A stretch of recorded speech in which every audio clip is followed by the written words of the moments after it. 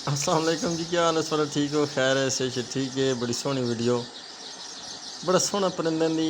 मैं जरा बाहर जो खेतों दी गया जरा घूमने वास्ते, ते दरख्त में वेख्या ते यकीन करो भाई मज़ा ही आ गया। तुम तकने पे हो मुनीब भाई चैनल हो, तो मेरा नाम है अदीब नवाज़।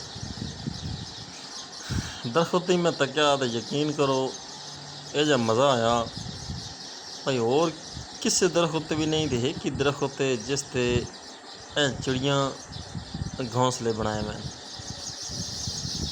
घोंसले जे बई दिल करना बई इत्थे तकैने रहिए, इत्थे इन्हां कोल खलोते रहिए। इतनी सोहनियां आवाज़ां सोयां आ रही आवाज़ां, इतनी प्यारियां आवाज़ां। हर चिड़ी अपने अपने घोंसले दे नाल मगन है। यकीन करो भी दिल करना भी इन्हां कोल बंदा खड़ा रहे ते तकना रहे बई ये करनी आखिर के इन्हों। इन्हां इंग्लिश विच बायावीवर भी आने इन्हों, ते असीं तो चिड़ियां ही आने आ, लेकिन इतनी खूबसूरत इतनी मेहनती चिड़ियां। बाकी हुण नज़र पे आने दरख्त, किसी दरख्त भी इन्हें घोंसला नहीं बनाया, सारे दरख्त खाली।